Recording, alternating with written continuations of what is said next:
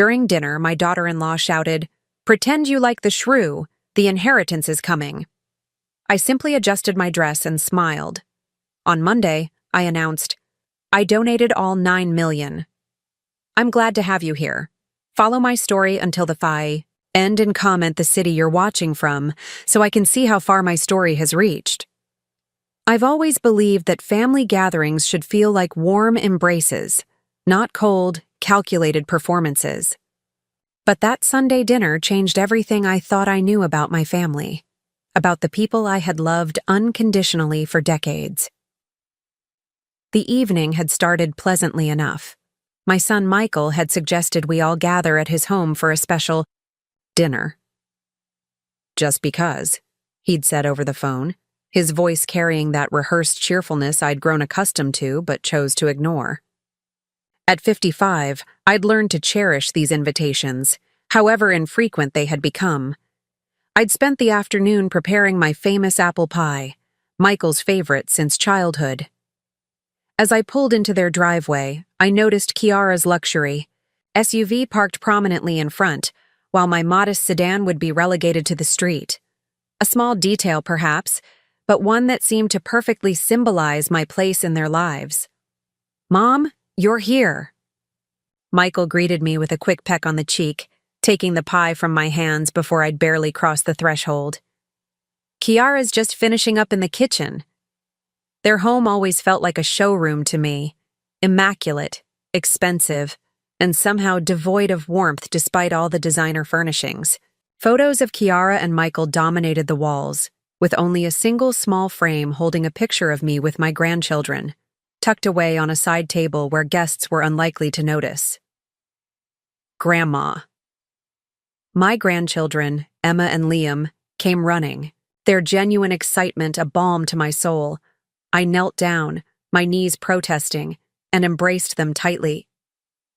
"I've missed you two so much," I whispered, breathing in their scent, memorizing the feeling of their small arms around my neck. It had been nearly a month since I'd been allowed to see them, despite living just 20 minutes away. "Kids, don't wrinkle Grandma's dress." Kiara's voice cut through our moment as she emerged from the kitchen, wearing an outfit that probably cost more than my monthly pension. She didn't hug me or even smile, just nodded in my direction. "Dinner's almost ready." The evening progressed with the usual tension disguised as polite conversation. Kiara dominated the discussion, talking about their recent vacation to the Maldives, the private school they were considering for Emma, and the country club membership they'd finally secured. Michael occasionally glanced at me with what I interpreted as apologetic eyes, but he never steered the conversation toward anything that might include me. I was just finishing my meal when I excused myself to use the restroom. The downstairs bathroom was being renovated, another of Kiara's projects, so I headed upstairs. As I approached the landing, I heard their voices drifting from the kitchen. "I don't see why we have to do this every month," Kiara was saying, her voice sharp with irritation. "She barely notices the effort anyway." "She's my mother, Kiara," Michael replied, though his defense sounded weak, practiced. "Finge que gosta." "Da Megara," Kiara hissed.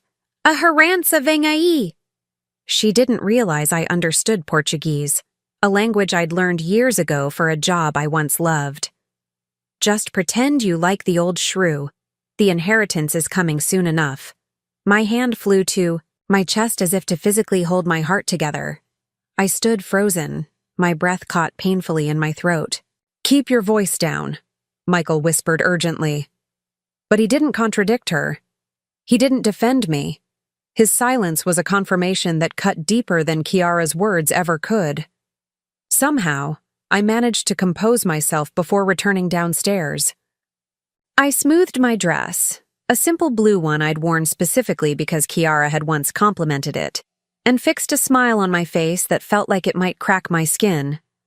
"That was a lovely meal," I said as I rejoined them, my voice steady despite the earthquake happening inside me.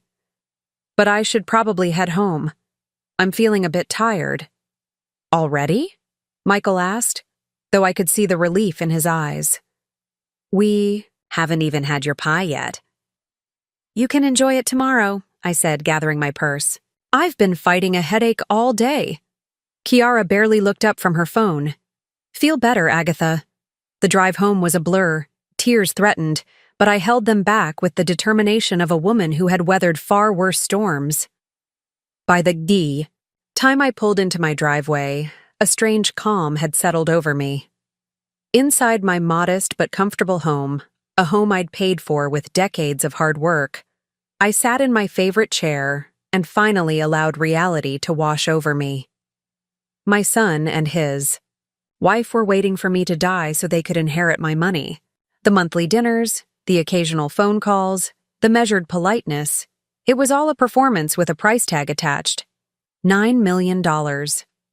That's what my financial advisor had recently confirmed my estate was worth, thanks to some smart investments and the sale of my late husband's business. $9 million that apparently meant more to my son than the woman who had given him life, who had held him through fevers and heartbreaks, who had worked 60-hour weeks to put him through college. As the first tear finally fell, I reached for my phone and pulled up my calendar. My appointment with my attorney was already scheduled for Monday morning, a routine check-in I'd planned weeks ago. A coincidence that now felt like destiny. I went to bed that night with my mind racing but my heart strangely steady. By morning, I knew exactly what I needed to do. They wanted my money? Well, they were about to learn a valuable lesson about making assumptions. Monday couldn't come soon enough. Sleep eluded me that night. Every time I closed my eyes, I heard Kiara's voice. Just pretend you like the old SHREW. And worse. My son's telling silence. As I lay awake, memories flooded back, washing over me like waves. Some gentle with nostalgia, others sharp with newly recognized pain. I remembered the day Robert died, 27 years ago, but the memory remained razor sharp. Michael was just 8 years old, clutching my hand at the funeral, his small fingers ice cold despite the summer heat. It's just us now, buddy, I'd whispered, trying to sound stronger than I felt. But we're going to be okay. Robert had left us with little more than a modest life insurance policy and a fledgling construction supply business drowning in debt. Friends and family had suggested I sell whatever assets remained and find a husband to help raise Michael. It was 1996, but their advice felt straight out of 1956. Instead, I dove headfirst into saving the business. I knew nothing about construction supplies, but I learned. Nights spent at the kitchen table after Michael was asleep, poring over contracts and inventory lists, teaching myself QuickBooks and negotiation tactics. I remembered the missed school plays and parent-teacher conferences when suppliers needed meetings or clients required attention. How many times had I arrived breathless and apologetic, slipping into the back of the auditorium just as Michael's part finished? How many nights had I tucked him in with promises to make it up to him, only to miss breakfast the next morning for an early delivery? It's for us, Michael, I'd explain. I'm building something for our future. He would nod, those solemn eyes, so like his father's, but I always saw the disappointment there. The business grew, despite the odds. I expanded from construction supplies to real estate development, developing a knack for identifying promising properties. One successful project led to another, and by the time Michael left for college, Westfield Developments was worth 7 figures. I made sure Michael wanted for nothing: the best schools, summer camps, extracurricular activities, a car at 16, a fully funded college education at his university of choice. No loans, no debt, no financial worries. The things I'd never had growing up. You're spoiling him, my sister Jean warned me once. Kids need to learn the value of hard work. He sees me working hard enough for both of us, I'd replied, dismissing her concern. I want him to have opportunities I never had. Now, staring at my bedroom ceiling, I wondered if Jean had been right all along. I remembered the day Michael brought Kiara home. She was beautiful, charming, and clearly from a wealthy background. Designer clothes, private school education, European vacations. She treated me with polite deference, always complimenting my home or my cooking, but there was something calculated in her attention that set off warning bells I chose to ignore. "Isn't she amazing, Mom?" Michael had asked, his eyes shining with the kind of adoration I'd once seen in Robert's. Who was I to question his happiness? The wedding was extravagant. Kiara's parents contributed, but I insisted on covering most expenses. "You've worked hard enough," I told Michael, when he half-heartedly offered to help with costs. "This is my gift to you both." Kiara had hugged me at the reception, whispered, "You're the mother I never had." And I'd believed her, wanted to believe her, despite the champagne on her breath and the way she'd immediately turned to charm a wealthy guest. After the wedding, the visits became less frequent. Phone calls shortened. Invitations arrived only for holidays and special occasions. When I dropped by unannounced once with homemade soup when Michael had the flu, Kiara answered the door with barely concealed annoyance. "We've got it under control, Agatha," she'd said, not inviting me in. "Michael's resting. I'll tell him you stopped by. When my grandchildren were born, I thought things might change. I offered to babysit, to help around the house, to give the new parents some time alone. Kiara always had an excuse. They had a nanny. Her mother was visiting. The children were on a strict schedule that couldn't be disrupted." I remembered sitting alone on Christmas Eve 4 years ago, staring at my phone, waiting for Michael's call. He and Kiara had taken the children to Aspen for the holidays. "It's just easier this way, Mom," he'd explained when canceling our traditional Christmas dinner. "We'll FaceTime you, I promise." The call never came. Just a text the next day. "Sorry, got caught up in festivities. Merry Christmas."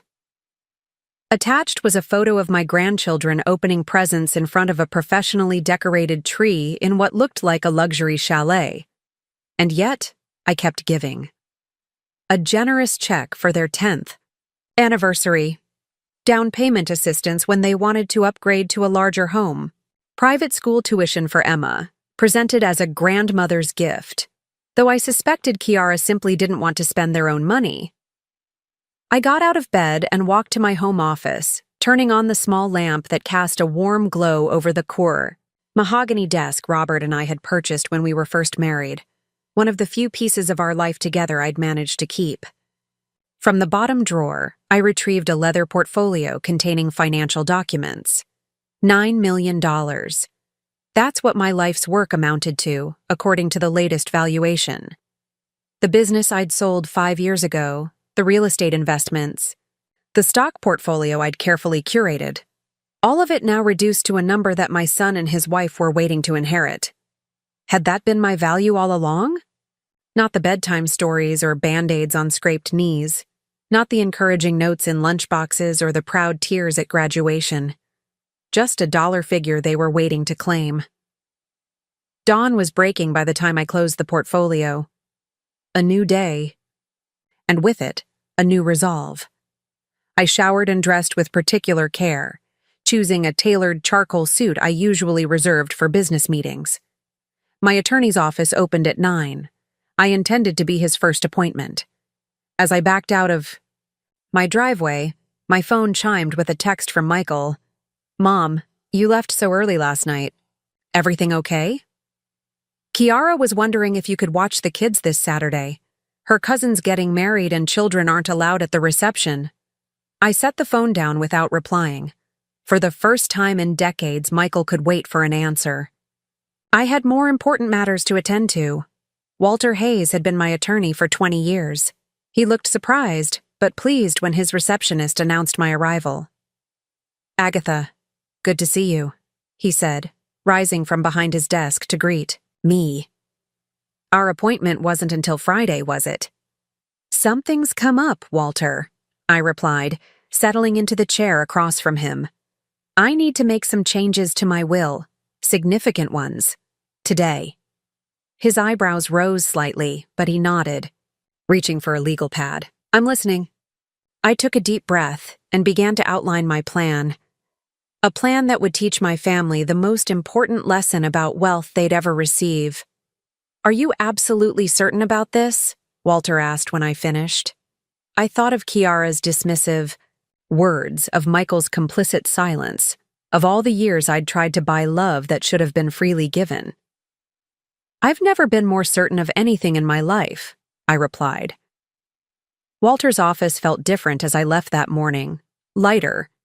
Somehow, as if the weight I'd carried for years had been transferred to the papers now tucked safely in his filing cabinet. The revised will was done, but my investigation was just beginning. Take some time to reflect on this decision, Walter had advised, concern evident in his eyes. Major changes made in the heat of emotion. This isn't emotion, Walter. I'd interrupted. This is clarity. For the first time in years, I'm seeing my situation exactly as it is. The truth was, I needed proof. Not for legal reasons, but for my own peace of mind. I needed to confirm whether my entire family viewed me as nothing more than a walking inheritance, or if Kiara was the puppet master pulling everyone's strings. Over the next week, I became a detective in my own life. I started with phone calls to relatives I hadn't spoken to in months. My niece Jessica sounded genuinely pleased to hear from me, chatting about her nursing program until I casually mentioned I was considering making some changes to my financial arrangements. Her tone shifted immediately. Oh? What kind of changes, Aunt Agatha? Just some restructuring. Nothing dramatic, I replied vaguely. How's your mother doing? By the end of our call, Jessica had promised to visit soon, something she hadn't done in over a year, and had mentioned my situation 3 times without specifics. Within 2 hours, my sister Jean called. Agatha, is everything all right? Jessica mentioned you might be having financial concerns. The speed at which this information traveled was telling. Everything's fine, Jean, I assured her. Just doing some estate planning. Well, you know we're always here for you, she said, her voice overly warm. We should get together soon. It's been too long. I agreed, knowing full well it had been Jean who'd canceled our last 3 lunch dates. As I hung up, I made a note in the small leather journal I'd started keeping. The evidence was mounting. Next, I examined my bank statements from the past 5 years. The pattern was undeniable. Substantial withdrawals coinciding with Michael and Kiara's major life events. $20,000 for their anniversary trip to Italy. $35,000 toward their home renovation. $15,000 for Emma's private school deposit. I'd always viewed these as gifts freely given. Now I wondered, had they been expected? Demanded even in subtle ways I'd been too blind to recognize? More troubling were the small regular transfers to Michael's account, $500 every month for the past 3 years. I'd started them when he mentioned some temporary financial strain, intended as a short-term help. Yet they'd continued, unacknowledged, unmentioned, simply accepted as if they were his due. I called my financial advisor next. Richard, has Michael ever contacted you directly? I asked after exchanging pleasantries. A pause. He has, actually. About 6 months ago. He was inquiring about your portfolio value and retirement projections. Another hesitation. I assumed you'd authorize the conversation. I hadn't. What information did you share? Nothing specific, Agatha. I told him he'd need your written permission for details. But I did mention your assets were substantial. Was that inappropriate? No, Richard. You did the right thing. I'm just trying to get my affairs in order. My journal entries grew longer each day. Small incidents I'd previously dismissed now appeared in a sinister light. The time Kiara had borrowed my credit card for emergency diapers and returned it with $800 in unexplained charges. The family heirloom jewelry that had unfortunately been damaged during a house cleaning. Pieces that had mysteriously disappeared. Michael's increasing reluctance to discuss their finances despite their lavish lifestyle. The most revealing test came when I canceled Saturday's babysitting without explanation. Michael called immediately.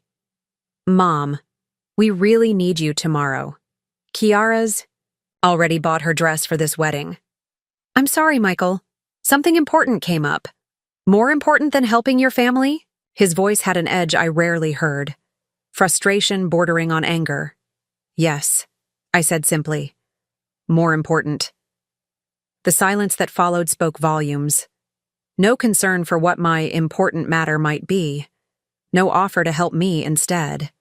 Just disappointment that I wouldn't be providing the free childcare they'd counted on.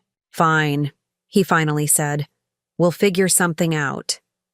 3 hours later, Kiara called with a voice dripping honey. "Agatha, darling, I hope everything's okay. Michael mentioned you had something come up Saturday." "Just some personal business. Kiara, anything we can help with?" She paused. "You know, if it's about the house or any paperwork, Michael would be happy to come over." "Paperwork?" "You know, important documents. Wills, trusts, that sort of thing. It's so complicated these days, isn't it? Michael worries you might be overwhelmed managing it all alone." There it was. The confirmation I'd been seeking but dreading to find. My son's wife was not only counting on my money, she was actively strategizing how to ensure they'd get it all. "That's thoughtful, Kiara, but my affairs are in excellent order. I just saw my attorney this week, in fact." Another telling silence. "Oh. Was there a particular reason?" "Nothing for you to worry about," I assured her. A new steel in my voice that I could tell caught her off guard. After we hung up, I sat in my garden, watching the sun set over the roses Robert and I had planted decades ago. The evidence was irrefutable. My family, or at least the part of it I'd prioritized for years, saw me as nothing more than a future inheritance. The realization should have crushed me. Instead, it crystallized my resolve. The plan I'd set in motion with Walter wasn't just right, it was necessary. That evening, I called Jean's daughter Jessica back. "About that visit you mentioned," I said. "Are you free for lunch tomorrow? There's something important I'd like to discuss with you." Jessica sounded surprised, but agreed readily. I hadn't seen her in nearly a year, but I remembered she had always been direct and honest. Sometimes painfully so. Tomorrow would determine if there was anyone in my family worth keeping close. As I prepared for bed that night, my phone chimed with a text from Michael. "Found a sitter for tomorrow. Hope everything's okay with you. Should we be worried?" For the first time in my adult life, I left my son's message unanswered. The time for pretense was over. In 1 week, I would gather them all together and reveal my decision, a decision that would change our family dynamics forever. I slept soundly that night, more at peace than I had been in years. The truth, however painful, was infinitely preferable to the beautiful lies I'd been telling myself for so long. Lunch with Jessica proved surprisingly emotional. We met at a small cafe near her nursing school, and for the first time in years, I didn't feel like I was performing some prescribed role of generous aunt. She arrived breathless, her scrubs barely concealed under a light jacket, apologizing for not having time to change after her clinical rotation. "You look perfect," I assured her, meaning it. There was something refreshing about her disheveled authenticity. Our conversation started with casual catch-up, but when the food arrived, I steered us toward more substantial matters. "Jessica, why did you really call me back so quickly after our last conversation?" She paused, fork midway to her mouth, then set it down with a sigh. "Honestly, Mom made it sound like you might be having money problems. She said we should strengthen family connections in case you needed support." Her eyes met mine directly. "But that's not it at all, is it?" "No," I confirmed. "Quite the opposite, actually." I didn't share the details of what I'd overheard or my revised will, but I did ask about family perceptions. Jessica didn't hold back. "Everyone knows you've done well, Aunt Agatha. And I'm sorry to say it, but some people talk as if your money is already spent. She twisted her napkin uncomfortably. Michael and Kiara especially. They mention your estate at family gatherings you're not invited to. The confirmation stung, but I appreciated her honesty. And you? What do you hope to get from me, Jessica? Her eyes widened, then narrowed with hurt. Nothing. I have student loans and a tiny apartment, but they're mine. I don't want handouts. Not even from family. She hesitated. Is that why we haven't seen much of each other? Did you think I was after your money too? The question hit harder than I expected. Had I been so focused on Michael and his family that I'd unfairly pushed others away, assuming similar motives? I think I've been blind in many ways, I admitted. But I'm seeing clearly now. By the end of lunch, I'd invited Jessica to the family gathering I was planning for the following weekend. Just be prepared, I warned her. It might get uncomfortable. Family gatherings usually are, she replied with a wry smile. But I'll be there. The next phase of my plan required more courage. I called Michael that evening and invited myself to dinner at their house, a reversal of our usual arrangement that clearly caught him off guard. Tomorrow? Let me check with Kiara. I'm not asking Michael, I said firmly. I'm telling you I'm coming for dinner at 6:30. I've been cooking for you for decades. I think you can manage one meal. His stammered acceptance told me everything. I needed to know about the shifting power dynamics between us. When I arrived the next evening, the house was in obvious disarray. Kiara greeted me with a fixed smile, her hair perfectly styled but strain evident around her eyes. Agatha, what a surprise to have you join us.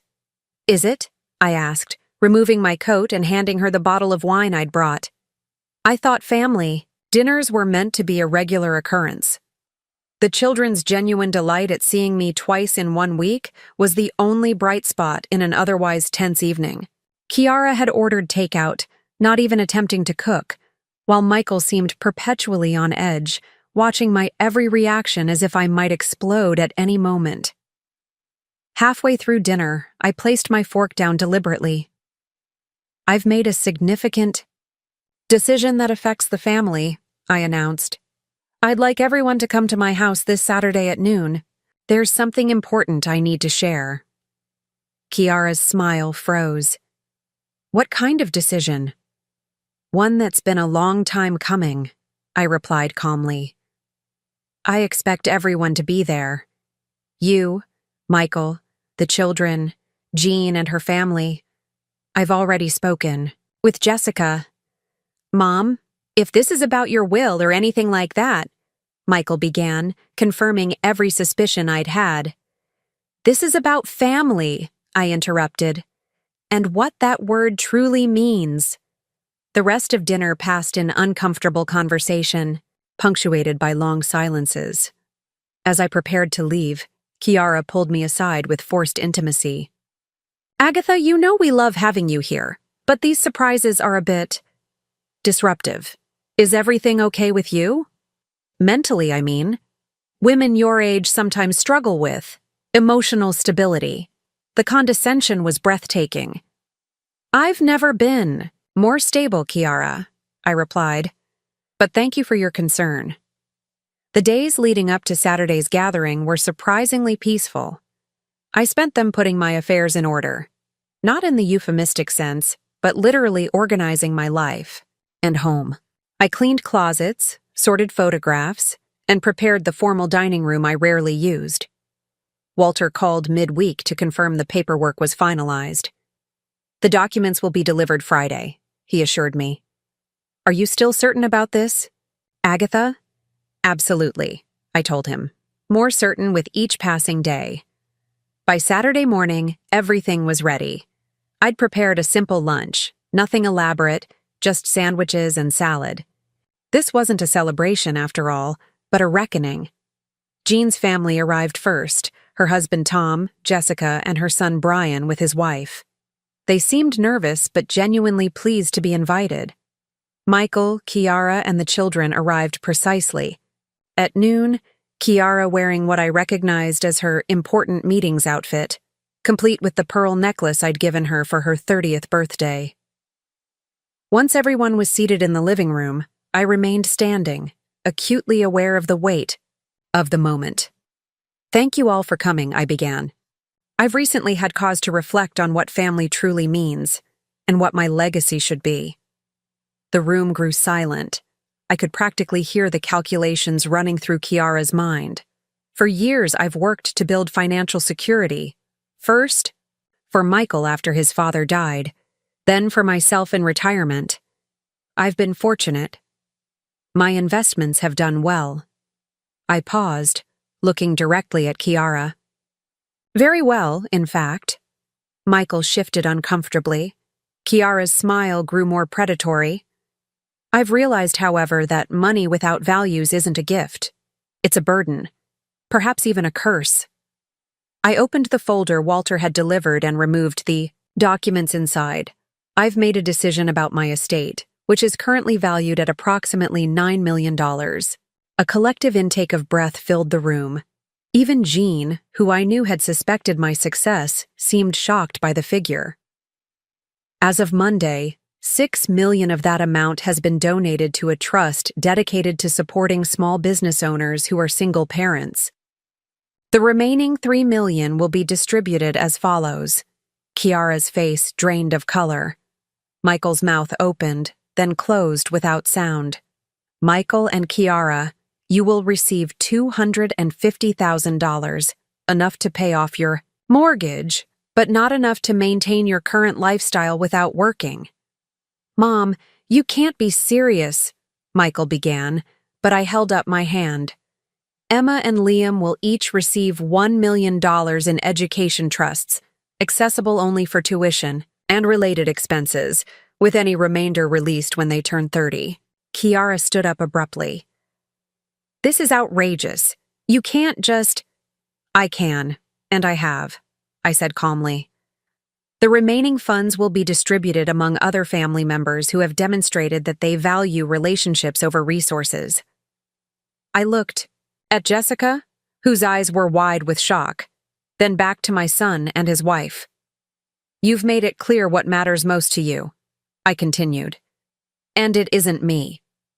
Michael's face had turned an alarming shade of red. "Is this because Kiara called you a name? She was just joking." The room fell silent again as everyone processed this revelation. "This isn't about a name, Michael. This is about the silence that followed it. Your silence." I set the papers down on the coffee table. "The donations have already been processed. The decision is final." Kiara grabbed her purse, her movements jerky, with rage. "Come on, Michael, we're leaving." But Michael didn't move. For the first time in years, he was looking at me, really looking at me, with something beyond expectation or obligation in his eyes. "What have we done?" he whispered. The silence that followed Michael's question hung heavy in the room. Kiara stood by the doorway, her face contorted with fury, while the rest of the family remained frozen in their seats, witnesses to the implosion of carefully constructed facades. "What have we done?" Michael repeated, his voice stronger this time. "Mom, you can't be serious about this." "I've never been more serious about anything in my life," I replied, my voice steady despite the emotions swirling inside me. Kiara marched back across the room, her designer heels clicking aggressively against my hardwood floors. "This is elder abuse," she declared, pointing a manicured finger at me. "You're clearly not in your right mind. We'll contest this." Jessica stood up then, surprising everyone. "Aunt Agatha seems perfectly lucid to me," she said quietly. "Maybe, instead of threatening her, you should consider why she felt the need to do this." Kiara rounded on her. "Stay out of this. You're just happy because you're getting a piece of what should have been ours." "I didn't even know there was money involved. Until 5 minutes ago," Jessica shot back. "Some of us actually care about Aunt Agatha as a person." Jean cleared her throat. "Perhaps we should all calm down and—" "No," I interrupted. No more calming down. No more pretending. This family has swept too much under the rug for too long. I turned to Michael, who looked as though he'd aged 10 years in the past 10 minutes. I heard what Kiara said about me at dinner last week. I heard her call me a Megara and talk about waiting for my inheritance. And I heard your silence, Michael. Gasps and murmurs rippled through the room. Emma, who at 9 was old enough to understand the tension, if not its cause, pressed herself against the sofa cushions as if trying to disappear. It wasn't like that, Michael stammered. Kiara was just frustrated. We didn't mean... Don't lie to me, I said sharply. Not anymore. I've spent the past week looking back at our relationship over the years. The monthly checks you never acknowledged, the gifts that became expectations. The way I was gradually excluded from your lives except when you needed something. That's not fair, Kiara interjected. We include you in everything important. When was the last time you invited me over without asking for money or childcare? I challenged. Her mouth opened, then closed without an answer. The truth is, I continued, looking around the room at all of them. I enabled this. I thought I could buy my way into your lives. I thought if I just gave enough, money, time, support, I'd be valued. But that's not how family is supposed to work. Michael's eyes filled with tears. Whether from genuine remorse or the loss of his expected windfall, I couldn't tell. Mom, please, he said, stepping toward me. We can fix this. We love you. Do you? I asked simply. Or do you love what I can provide? Of course we love you, he insisted, glancing back at Kiara, who remained stonily silent. This is just a misunderstanding. Then explain it to me, I challenged. Explain why you checked on my estate value with my financial advisor without my knowledge. Explain why every time I've set a boundary this past week, declining to babysit, insisting on dinner at your house, you've reacted with anger rather than concern. He had no answer. Jean stood up, her expression troubled. Agatha, while I don't condone Kiara's behavior or Michael's complicity, don't you think this is an extreme reaction? They're still your family. Yes, they are, I agreed. Which is why I didn't leave them nothing. The children's education is secured. Their home can be too if they choose to use the money wisely. But I won't fund a lifestyle built on waiting for me to die. You self-righteous old... Kiara began. But Michael cut her off with a sharp gesture. Enough, Kiara. You're making it worse. He turned back to me, his expression shifting to something that might have been genuine remorse. Mom, I don't know what to say. I never meant for you to feel used.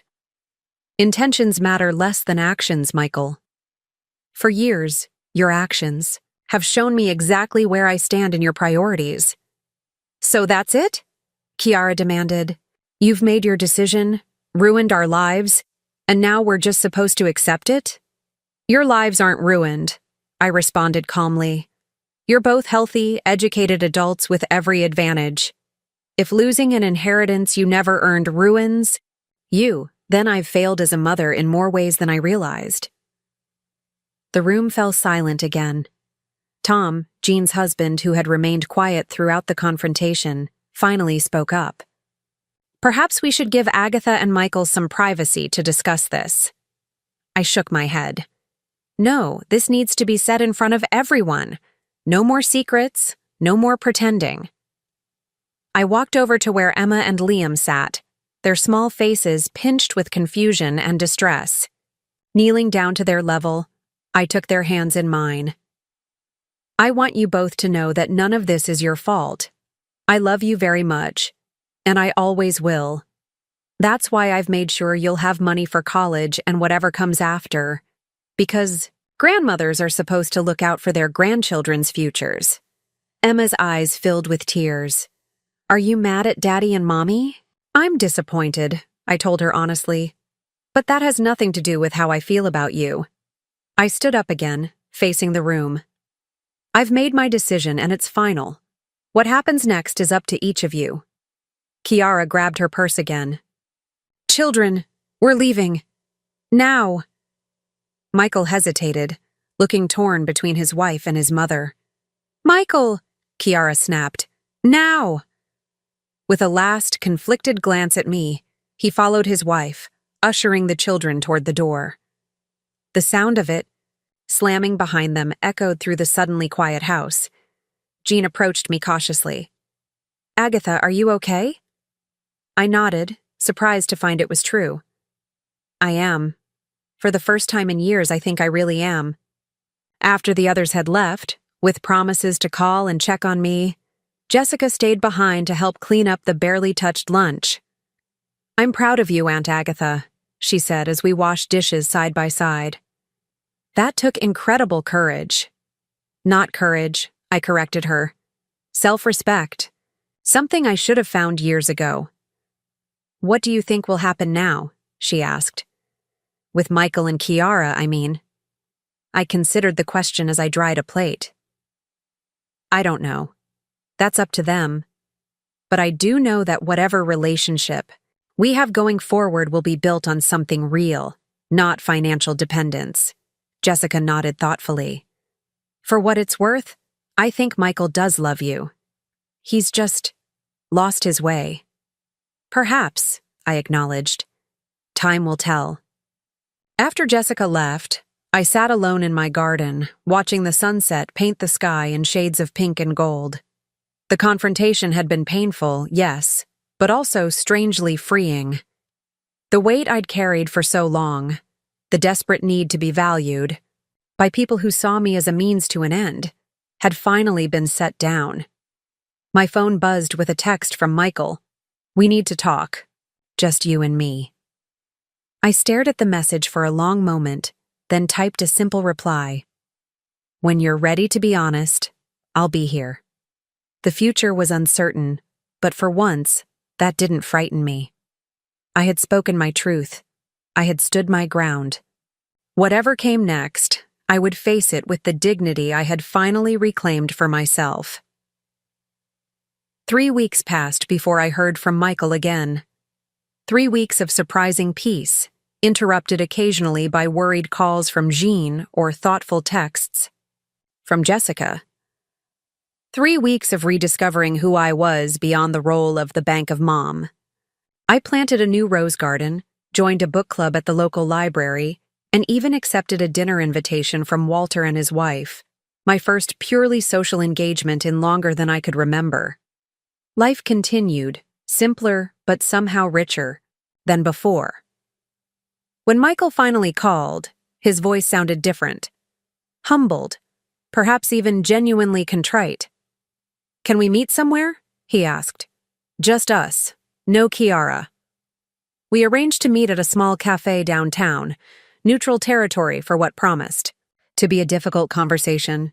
I arrived early, claiming a quiet corner table and ordering a cup of tea to steady my nerves. When Michael walked in, I barely recognized him. Gone was the polished, confident man who'd sat in my living room 3 weeks ago. This Michael looked tired, his clothes slightly rumpled, his shoulders hunched as if carrying an invisible weight. Mom, he said simply, sliding into the chair across from me. Michael. I kept my voice neutral, waiting. He stared down at the table for a long moment, before meeting my eyes. Kiara's left, he said finally. She's filed for divorce. Whatever I'd been expecting, it wasn't this. I'm sorry, I said, and meant it. Despite everything, I had never wished for my son's marriage to end. Don't be, he replied with a bitter laugh. It turns out when the money disappeared, so did her interest in being my wife. He ran a hand through his hair. She wanted me to contest the will, hire lawyers, declare you incompetent, whatever it took to get the inheritance back. When I refused, she said I was choosing you over her and the children. And the children? I asked, my heart tightening. We're working out custody. His voice cracked slightly. She's angry, but she won't keep them from me, or you. In fact, she told them you weren't their grandmother anymore, and Emma got so upset that Kiara had to backtrack. I sipped my tea, processing this information. I never intended to cause this kind of upheaval in your life, Michael. Didn't you? He challenged, though without real heat. You knew exactly what you were doing when you changed your will. I knew I was establishing boundaries, I corrected. I knew I was refusing to be used anymore. The consequences of that were up to each of you. He nodded slowly. Fair enough. He hesitated, then added, I've been doing a lot of thinking these past weeks about the kind of son I've been, the kind of man I've become. And? I prompted when he fell silent. And I don't like what I see, he admitted. Somewhere along the way, I started measuring my worth by what I owned, what I could show off. I married a woman who reinforced that mindset, and I took you for granted. Yes, I agreed simply. You did. I remember how hard you worked after Dad died, he continued. The long hours, the stress. I was so proud of you then. Somewhere along the way, I stopped seeing your success as something you earned and started seeing it as something I deserved to benefit from. Why? I asked, the question that had haunted me for weeks finally finding voice. Was I too generous? Did I make it too easy? Michael considered this. Maybe partly, but that's not an excuse. I was an adult making choices. Bad ones. He met my eyes directly. I let Kiara's attitude toward you go unchallenged because it was easier than standing up to her. I accepted your financial help without gratitude because it was easier than living within my means. I allowed the distance between us to grow because addressing it would have meant confronting uncomfortable truths. His honesty was unexpected, and I had to admit, touching. I'm trying to do better now, he continued. I've moved into a smaller apartment. I'm looking at my spending, making changes. Emma asked why we couldn't live in our house anymore, and for the first time, I gave her an honest answer that we'd been living beyond our means, and it was time to be more responsible. How did she take it? A small smile touched his lips. Better than I expected.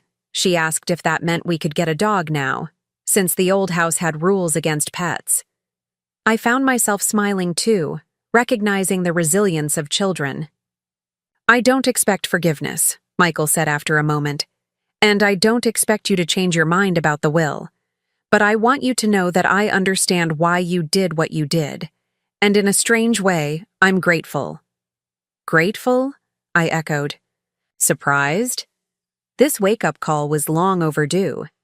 I hate that it took something so dramatic to make me see what I was becoming. But I'm glad it happened before it was too late to change. I studied my son's face, searching for signs of manipulation or insincerity, but found none. This wasn't the polished performance I'd grown accustomed to. This was raw, painful honesty. I've missed you, I admitted finally. Not the you that showed up for monthly dinners with an agenda, but the real you. The son who used to call just to tell me about his day. I've missed that too, he said quietly. I've missed a lot of things. We talked for nearly 2 hours, laying bare years of misunderstandings and unspoken resentments. It wasn't easy, and at times it was painfully uncomfortable, but it felt necessary, like lancing a wound to allow it to heal properly. When we finally parted, Michael hugged me tightly. Can I bring the kids to see you this weekend? He asked. No agenda, no expectations, just family time. I'd like that, I told him, meaning it. The following Saturday, Michael arrived with Emma and Liam, both clutching homemade cards. We spent the day baking cookies and playing board games, and for the first time in years, I felt like a grandmother rather than an ATM.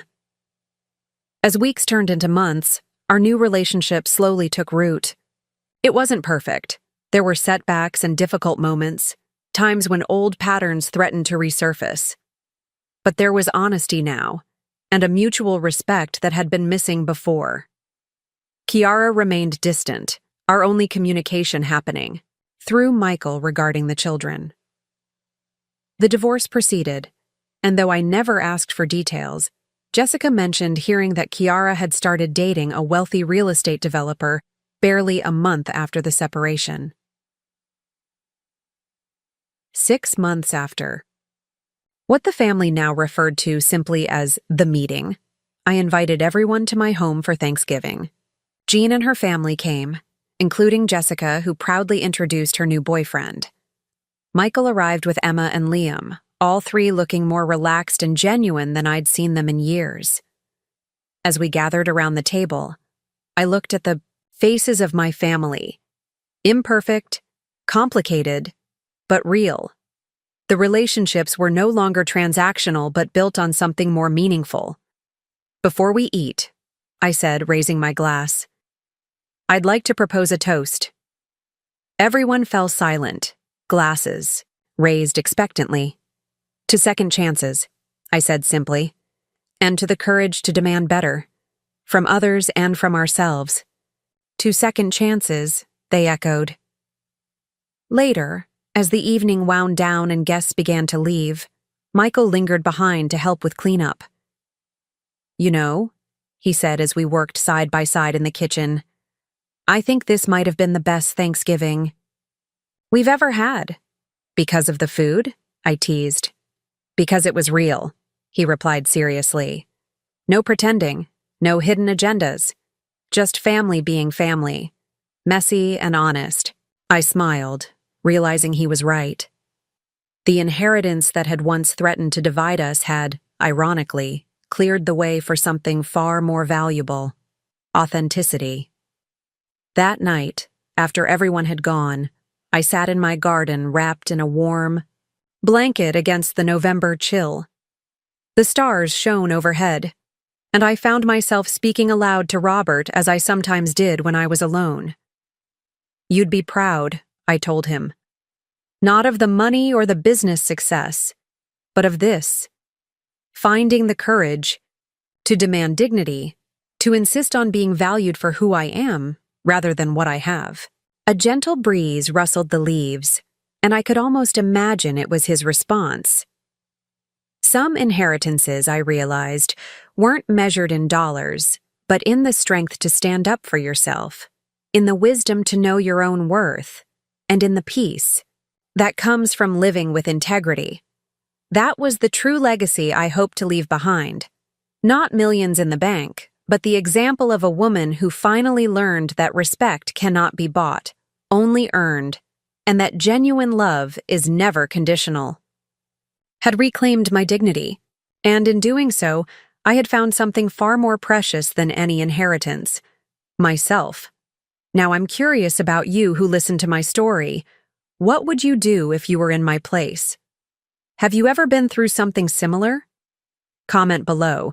And meanwhile, I'm leaving on the final screen 2 other stories that are channel favorites, and they will definitely surprise you.